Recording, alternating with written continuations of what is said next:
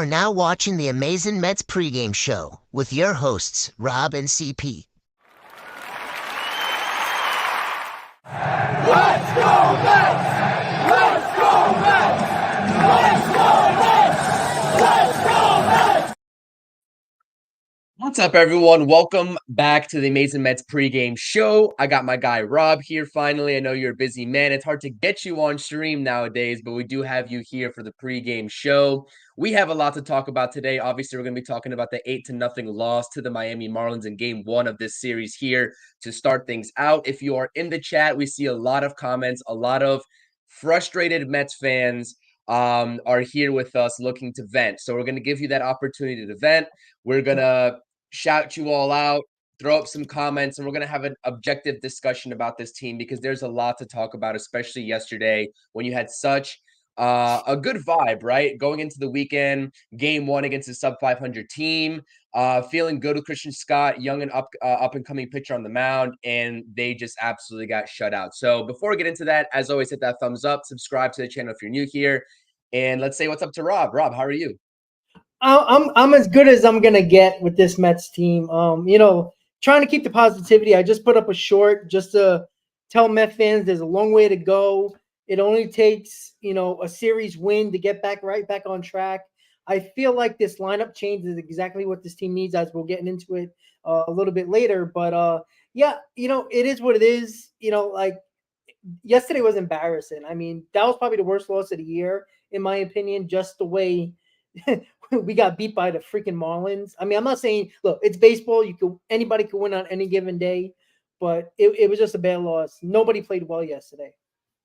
Nobody did. Really, nobody did. And it was a game where you really expected Christian Scott with his first 2 outings and the way he pitched in those first 2 outings to keep the team in the ball game. Obviously hasn't had much run support so far early in his career here in the first 2 starts that he's made for the New York Mets. And that kind of continued, but he also put himself in some holes. And let's just talk about the performance real quick. Let's just talk about the game that we saw yesterday. And before we get into that, obviously here, shout out to Michael, Darren, Yvette, Steven, all you guys. I appreciate you. It means a lot. Brad, shout out to Brad here, Al, everybody. Thank you so much for joining the stream. We appreciate it. We'll toss up some comments here as we go along and keep on sort of hitting the live chat with your comments and frustrations, whatever you got to say about this Mets team. But Christian Scott did not look sharp yesterday, right? And I think that really started in that second inning when he got into some trouble. You had 2 outs, I believe, first and second. You got Nick Fortes, who always seems to come up clutch against the Mets here, especially in the recent years. The slider is Christian Scott's bread and butter in terms of a put-away pitch. We know he has 96 to 97 miles per hour in a fastball in his back pocket, but the slider really is his best put-away pitch. And if you look at the first 2 starts with Christian Scott, what noticed and what intrigued me was the slider when it was efficient. It was out of the zone, especially away to right-handed batters. It was like 2 to 3 balls outside, but he was still inducing swings and misses. Like he was still getting those opposing hitters to swing at those what we would normally call non-competitive pitches. They are competitive somehow, some way, with absolutely great life and late break on it. That slider he threw to Nick Fortes was up and it had minimal movement on it. It didn't have that same late break that we're used to seeing Christian Scott have. Now, listen, I'm not sure if you watch or how much of the game you watched live on your TV, etc., wherever you were at. Obviously, it was a Friday night. I was watching sporadically here and there, but I definitely saw that pitch and I wanted to bring it up on this stream because that's not something that we've seen Christian Scott do much of in the first 2 games so far here very early in his career since being called up. What do you make of that Christian Scott start yesterday? And I guess just anything else of where you want to pivot to. I don't want to drag this stream down because we do have an exciting lineup to talk about today. Really the first time that we're seeing some different personnel being moved around, especially at the top of the order. But what do you make of last night's game, especially with Christian Scott, Rob? It made everybody realize that he's actually a human being and not a robot. He threw a lot of his sliders were flat yesterday, and that's understand. Look, it happens. He's not going to be perfect. That sucks. But look, he's a Florida kid. He kind of was pitching in his home state. I think he had a lot of nerves. I think he probably had more nerves pitching in his home state than he did pitching his first game against the Rays. I just think that maybe it was a little bit more nerves. If you notice, he got under his slider a lot more, so it looked like a frisbee. It was real flat. It was easy to hit. Even Nick Fortes was a guy that that was batting 127, hits a 3-run homer, and honestly, I think everybody felt like that was the end of the game right there. For me, it was, and I turned to my dad and I said, "This guy's a Mets killer," and of course he had to hit a home run because why wouldn't he? Because we just love misery, and it just happens every time. Even Gary Cohen jinxed it once again, as Gary Cohen loves. But look, I'm not gonna go crazy with Christian Stott. His first 2 starts were really good. I think yesterday was just everything just boiled into one. His hometown, pitching in front of probably a lot of people he knows, and it was just a lot of nerves. I'm not taking anything. He's human, and I think he's gonna learn from this. And that's the best thing a young pitcher can do is learn from it. And if he learns from it, great. It's going to benefit the Mets and himself going forward. That's the way I took that start yesterday. I'm not going to think too much of it. Yeah, I agree with you. It did seem like there were some nerves involved. It just seemed like the command of the pitches wasn't there. And really, what else are you going to ask from the kid? The guy is 24 years old, going on 25. Obviously, this is a very tough situation to put him in with this rotation, etc. When you have to move Adrian Hauser around with the lack of sort of competitiveness in his starts. Jose Quintana, obviously a little bit more of the same, but obviously the last outing was a little bit better against the Phillies. Listen, this is a situation where you put these kids at a disadvantage with this. Now, these are major leaguers at the end of the day, and they should be ready when the call is made, and we're not going to make those excuses for them. But it's a tough situation all in all.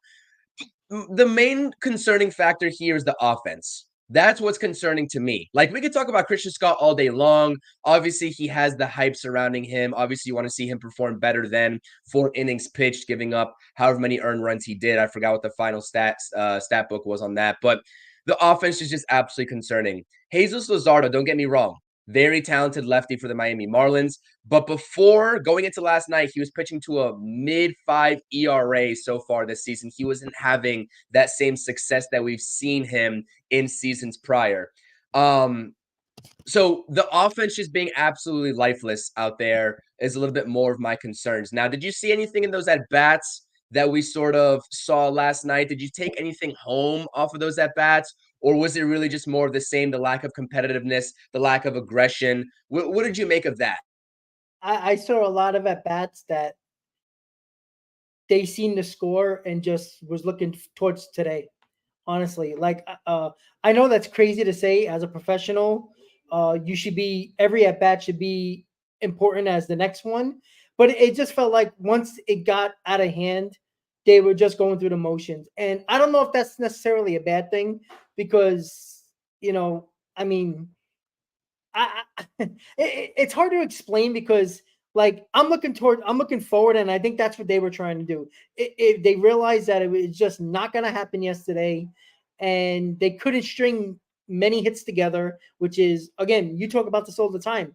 They're not a big power hit, even though they hit a lot of they hit home runs. They hit like wrong time home runs, inconvenience home runs, if you want to call it that. Like they don't get people on base and then hit a 3-run homer. They don't set themselves up for that much. They hit It's a lot not of clutch solo baseball. It's not clutch baseball. No, it's not. And we could talk about, their averages and everything like that, but it's coming to a point now where when you have a Mets team, and I think a lot of fans probably feel this way, when they're a couple of runs down, they got to string 5 or 6 hits together to get 2 or 3 runs, because that 2 or 3 run home run usually ain't coming from this Mets team. And it's regardless who's up there. Even if Pete Alonso's the big home run guy, I don't expect him to hit a 3-run homer. I don't feel confident in Lindor or Alonso or even Nimmo or McNeil in a big spot. I'm not even going to put McNeil in there because he's not a home run guy. But Nimmo, look where he's batting today, as we'll talk about that. But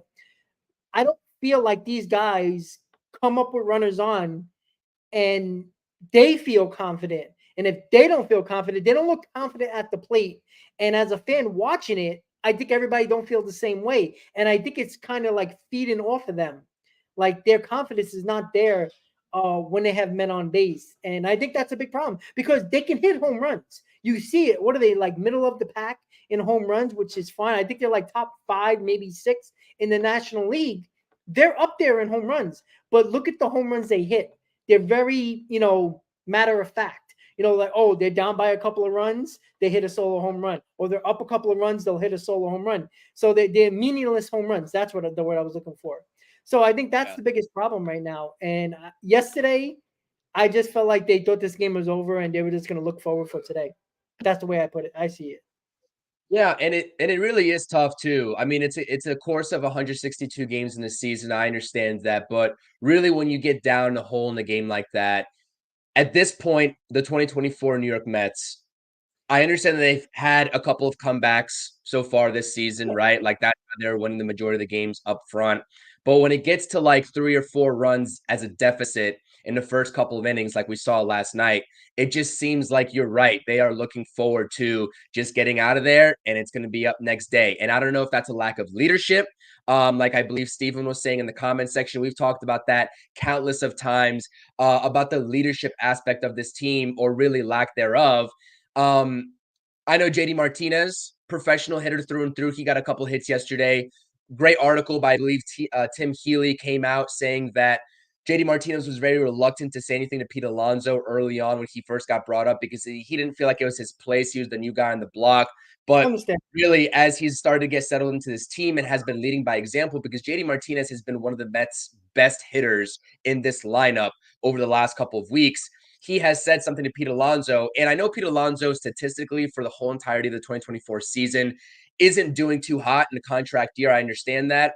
Over the last maybe week and a half, I've seen some improvements from Pete Alonso. So I'm not really sure how you delineate sort of that efficiency of the offense versus the leadership. And now the leadership doesn't just extend, in my opinion, to the players. Obviously, they are the ones to lead and they are the ones to go out there and actually perform. But leadership also extends to your special personnel coaches, Jeremy Barnes, Eric Chavez. Why does it take JD Martinez having to have some input to Pete Alonso for him to snap out of his funk, where Eric Chavez has been preaching sort of this, let's make contact and let's not strike out at all costs, and induce this weak contact and go to a little bit of a version of 2022, which worked for you back then. But like you just said, Rob, and I know this is going to be a very unpopular opinion because everyone wants to preach contact. But when it comes to the Mets stringing 4, 5, 6 hits together like they did in 2022, one, that's not going to happen on a consistent basis in the major league level. Runs happen in short spurts unless you have a huge rally. But the pitching at the MLB level really is top notch to where that usually doesn't happen more often than not, right? So it's going to take a couple guys getting on base, however that may be, and then you're going to say a bloop and a blast. That's my favorite term in all of sports, I think, because it really encompasses quick, efficient runs. It takes a base runner and then a blast to get 2 runs, and that's how you're supposed to get your runs in spurts. Now, I know a lot of people may not agree with that philosophy, but I really think if the Mets transfer that sort of approach and they think about that more, then this offense will be more successful. Because we see here, they don't we know that there's been crucial times where this team has struck out. But all in all, this Mets lineup statistically, when you look at them in terms of the rest of the MLB in the offensive category, they don't strike out nearly as much as a lot of other teams. But a lot of other teams are putting up more runs than the New York Mets. So what is the gap there? What is the gap in misunderstanding? The other teams prioritize gap-to-gap power. I talk about slugging percentage and where the Mets rank in the MLB. They are bottom 10 in baseball in slugging percentage. Can't happen, right?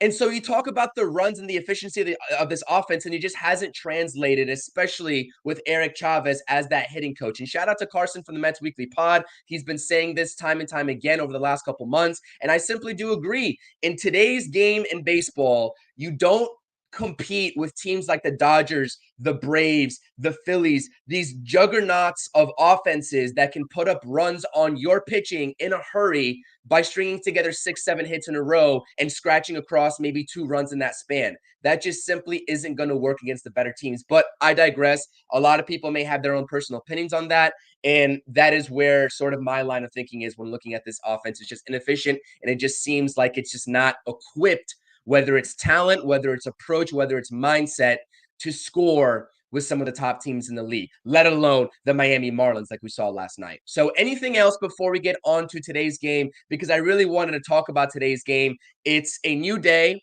It's Saturday. Us as fans and the team, really, what we can do is learn from yesterday. We can talk about yesterday, but then we can forget it because we got a new game to play today. And if you carry over that mindset from yesterday, it's going to carry over into today. So anything else as a final closing of that debacle of a game in game one yesterday against the Marlins? You said it.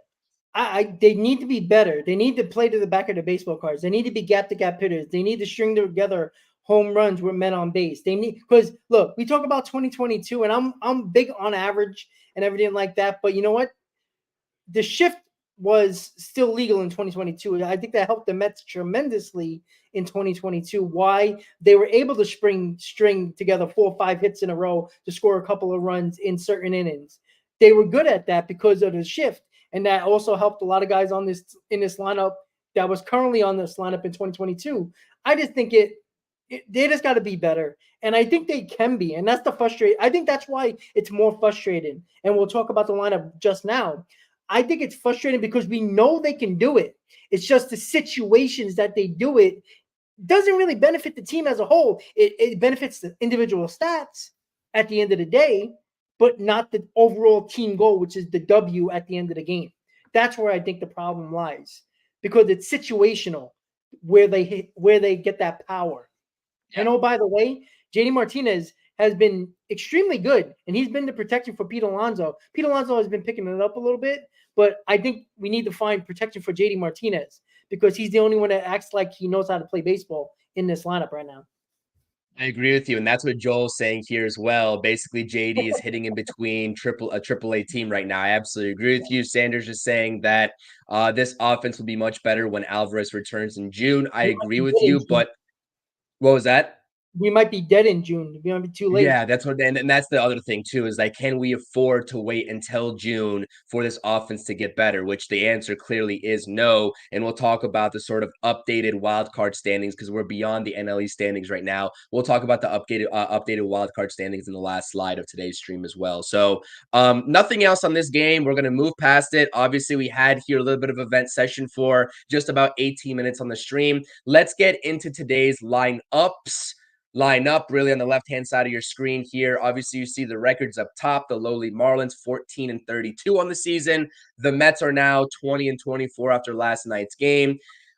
You see, we'll talk about the pitching matchups, but really what I wanted to talk about is the starting lineup for your New York Mets today. And this is something that I've been asking for so long, even going back to the offseason, going back into spring training. I've been making videos about it. Just 4 days ago, I released a pre-recorded episode on my channel asking and sort of giving you all the picture of why I think Brandon Nimmo should not be the leadoff hitter anymore for this team. And you should try a little bit of a flip-flop with Lindor and Nimmo. And they finally did it. I don't know whose decision this was.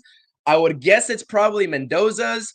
Brandon Nimmo has been out the last couple of days with a stomach bug. I believe that's what the diagnosis was. He's back in the lineup today, and he is your 3-hole hitter.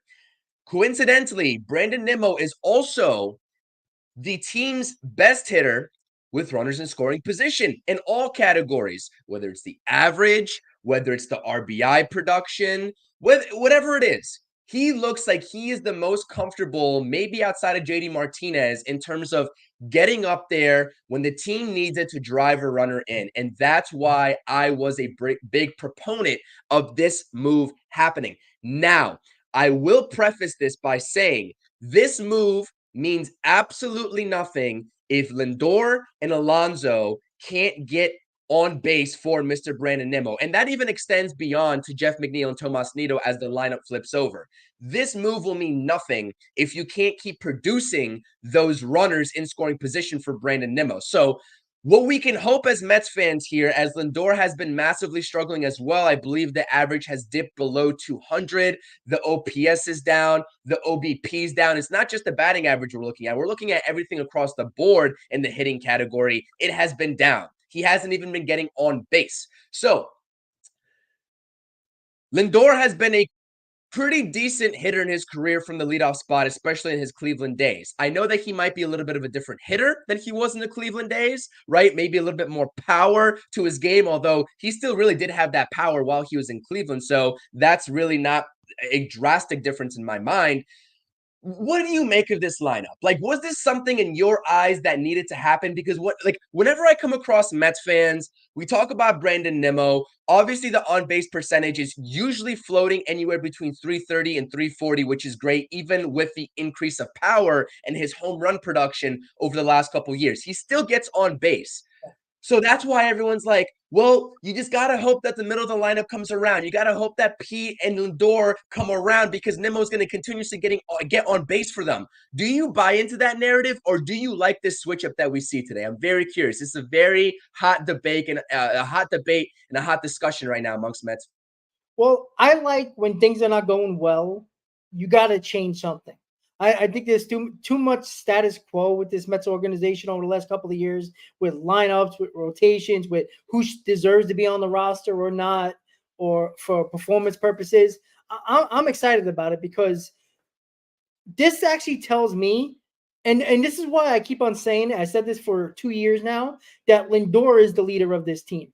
Because of the fact that Lindor, who does not move from that number 3 spot, maybe not even the 2 spot every now and then, this is a drastic change.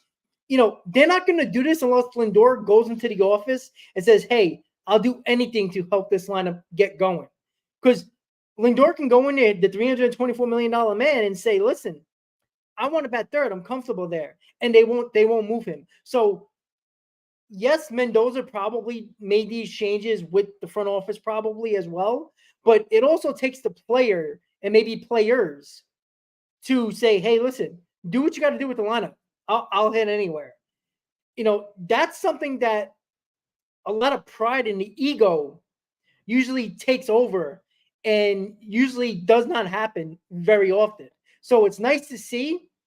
I love Lindor in the leadoff spot. If this doesn't get him going, I think we're going to have a 2021 first half Lindor, and that's a problem for the Mets.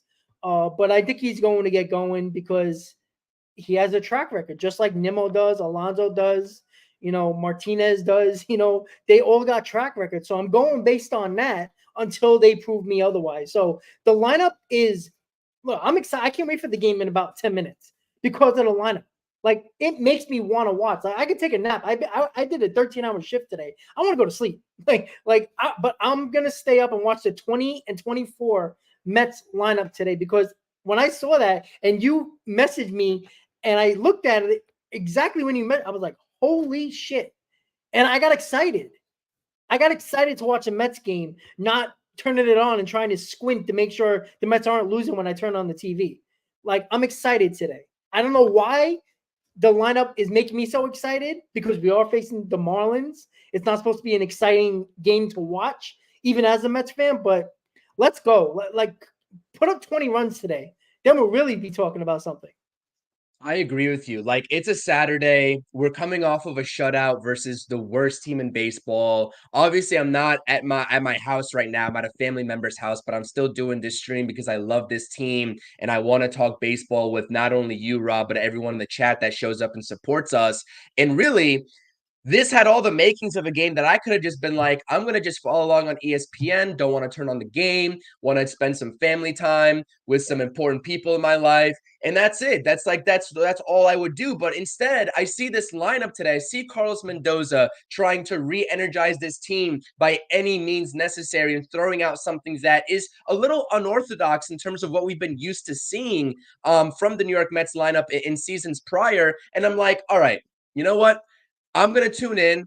First pitch, I'm going to be present until either they win the ball game and the final pitch is thrown, or maybe they're down or like another 8-0 deficit, and that's when I'll just turn it off again. So I like this change. It reinvigorated me, and I really hope that it does the same and it translates to the actual guys on the field, and I hope it reinvigorates them. So not only is this a talking point with the Lindor and Nimmo swap here 1-3, and I believe Lindor's only let off one other time this season. I believe, forgot the account that posted it. Shout out to them, though, on X. I saw it earlier today. He went 0 for 2 with the walk and a hit by pitch. Was it when Nimmo was hurt? I believe so. It was when Nimmo was hurt. He was out of the lineup. Yeah. But he went 0 for 2. I believe it was in Cincinnati. He went 0 for 2 with a walk and a hit by pitch. But nonetheless, it doesn't really matter. Yeah. The other talking point of this lineup here, as we're just about 13 minutes until first pitch, is Mark Vientos is back in the lineup. Obviously, in Philly, we did the in-game live. He had 2 hits. He started the Mets off great in the first inning with that double down the left field line to score the Mets' first run to give him that lead early on, which it seems like the Mets never have as an early lead. And then he got sat in yesterday's game. Now, I know that we talked about Mark Vientos. I know there's a lot of differences in opinions on Mark Vientos. Personally, I think we're both in the same kind of line of thinking that like Mark Vientos probably might not be on the roster for next season. Because if he does get ample playing time, especially if Pete Alonso's not here post deadline, then this is an opportunity for him to showcase himself and potentially find a different home with a better situational fit who he might fit in with better than the New York Mets, right? Talk about lack of positioning, et cetera, et cetera. Nonetheless, do you like, because you talk about the protection for JD Martinez or lack thereof, Joel saying earlier in the chat, saying about protection is AAA, basically AAA-esque between JD Martinez right now. And really, by definition, you're right, because Vientos is right behind him, and he has been in AAA for most of the season. But he's shown me flashes from the plate. He's still a bit of a free swinger. We know the strikeouts are going to happen with Mark Vientos. We know he's going to chase those pitches out of the zone, but he is not afraid to swing at pitches in his zone too, which is what my big complaint has been with Lindor, Beatty, Alonso at times as well, is that when they do get their pitch, they're very timid to swing the bat, and Mark Vientos is not that. So do you like him batting 5th behind JD Martinez? Maybe would you take a little bit more of a traditional approach with maybe Starling Marte, who's had a pretty decent season overall to this point? Do you like that 4-5 right there in the middle of the lineup? Yeah, because you know why? As much as people talk about Alonso not getting protection, if you're a hitter, if you're a good hitter and a professional hitter and a hitter that can take control of their own at bat, you don't need protection behind you.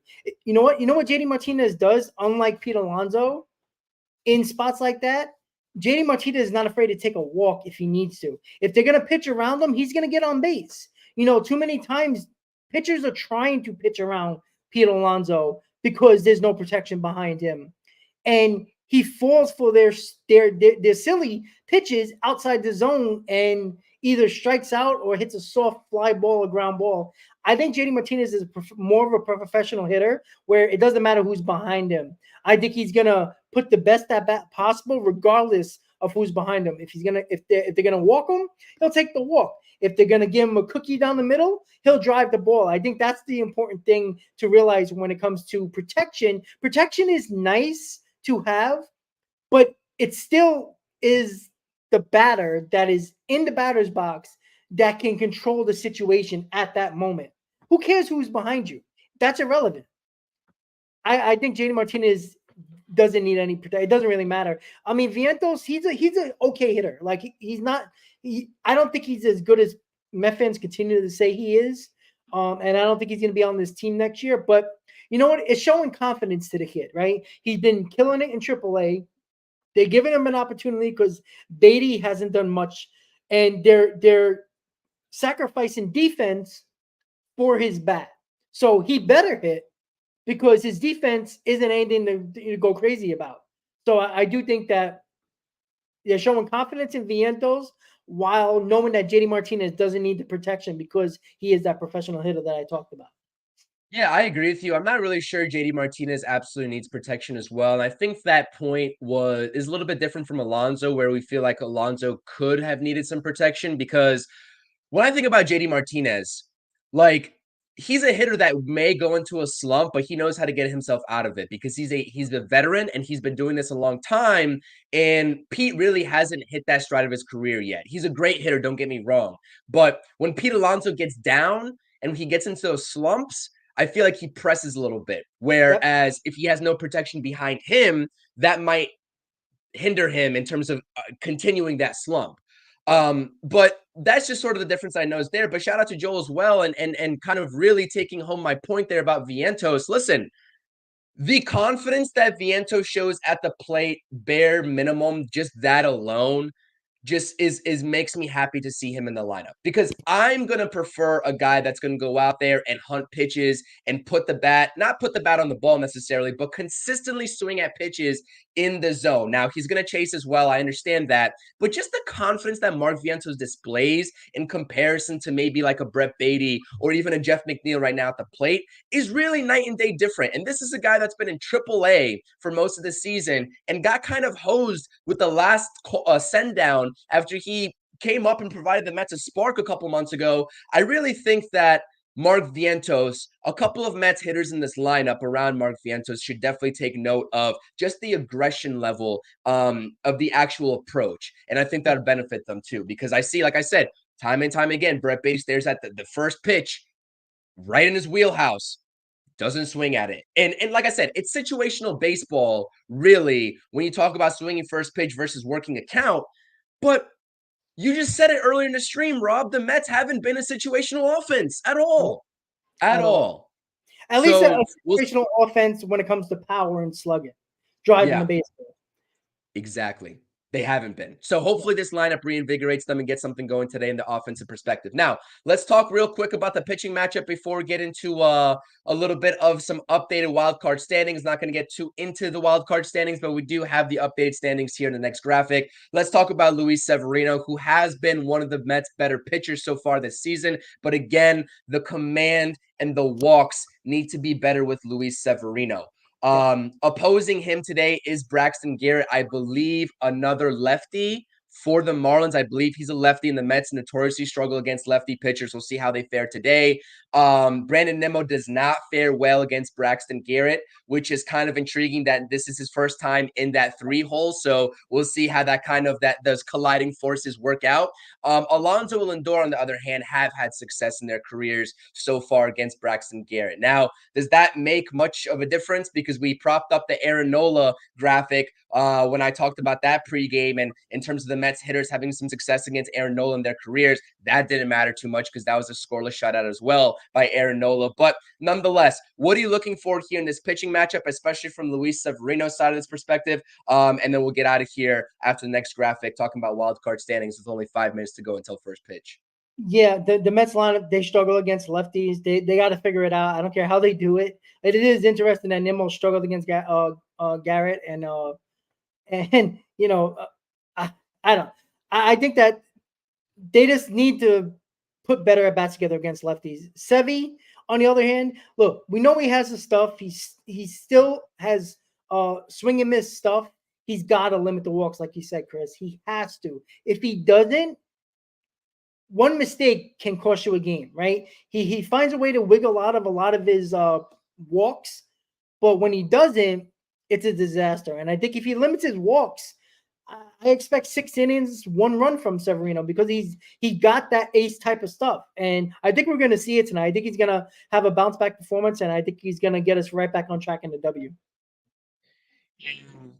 Lord knows we need it, man. We need it. This Mets team could use something. They could, because listen, can you imagine this Mets and the vibe around this Mets team if that little 12-3 run that they had earlier in the season didn't happen? Could you imagine where we would be at as an organization, as a team right now, and the conversations we'd be having? And we're already 20-24. So if that run didn't happen, right, when they won like 4 or 5 series in a row, we'd be even more down in the dumps and down in the gutter than we are right now, which is even hard to sort of wrap my head around. Listen, it's simple. The Phillies, we talked about it. They beat up on the teams that are less than 500.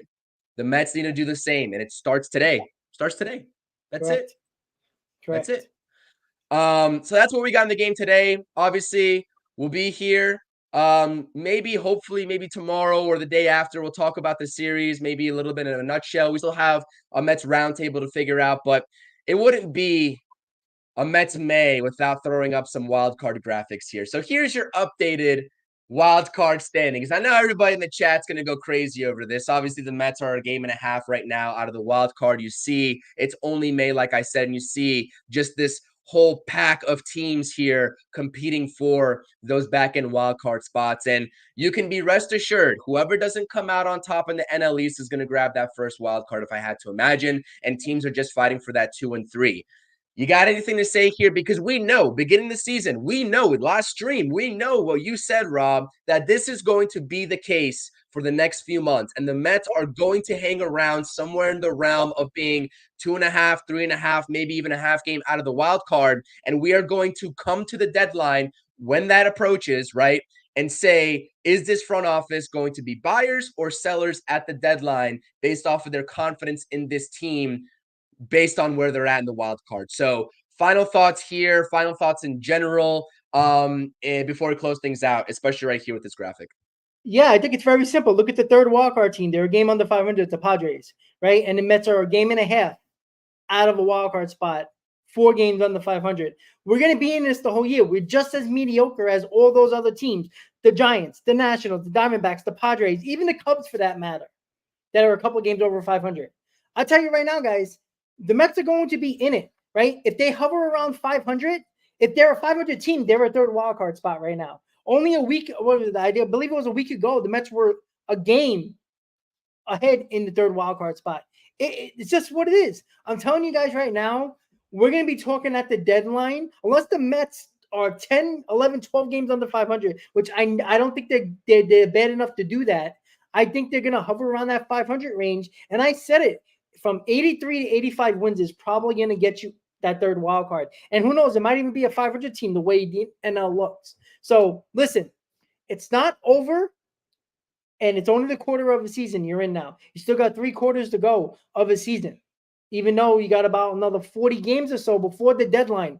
That's the Mets season right now. The next 40 games, which will get you to what, 85, 86 games. That's going to tell the season. The next month and a half is going to tell you the season. And hopefully we're in the mix close enough to a wild card, one of the wild card spots, to give this confidence to David Stearns and the front office to at least go for it and get the pieces you need in here to make a run like the Phillies and the Diamondbacks did the last couple of years. There's no reason why the Mets can't be like that either. That's my thoughts. Yeah, I agree. I got nothing else to add on top of that. This is going to be a continuous monitoring, not only for us fans, but also this front office in terms of what their next steps are going to be. But man, we have yeah, Daniel, I know. I agree. 44 games in, we're talking about wild card. It is that time of the year. When you're only talking about a half the season for the New York Mets right now. Yeah, you do. And you take about that 45-game basis that David Stern said he's going to keep reevaluating that we talked about a couple weeks ago as well. So it seems like we have the Yankees representation here in the chat. We got a lot of Yankees fans. Shout out to you all. Yeah, good performance there by their starting pitcher today. I believe he had 14 Ks, so it is what it is. Shout out to you all for being here. Yeah, he's a nasty pitcher. I agree with you. This is a fun discussion. I always have fun on these pregame streams. I always have fun not only talking about the game at hand today and the task at hand today, but also just what we saw last night, especially with these plethora of lineups that we've now been seeing for the Mets over the course of the season so far here. Just after about what are we in? A month and a half of baseball, maybe just over a month and a half of baseball. So listen, I appreciate everyone in the chat. As always, Rob and I both appreciate you. Hit that thumbs up for us, not only to my stream. This is being streamed to Rob's YouTube as well. Hit the thumbs up, subscribe to the channel. If you're part of my channel, go subscribe to Rob and vice versa. If you're on X and watching this stream on X, come over to the YouTube, subscribe. We got a lot of different stuff going on here, especially as it pertains to Mets content. So make sure you all are not missing out. And as always, I appreciate everyone dropping their thoughts and opinions in the live chat. So with that being said, I appreciate it. Let's go Mets. Hopefully this lineup, this new look lineup for the Mets today provides a spark and win a ball game. No excuses. The Marlins are not a good team. You are better than the Marlins. I know that didn't translate yesterday in an 8-0 loss, but today's a new day. Let's go Mets. As always, your boy CP and your guy Rob. We're out. Peace. Let's go Mets.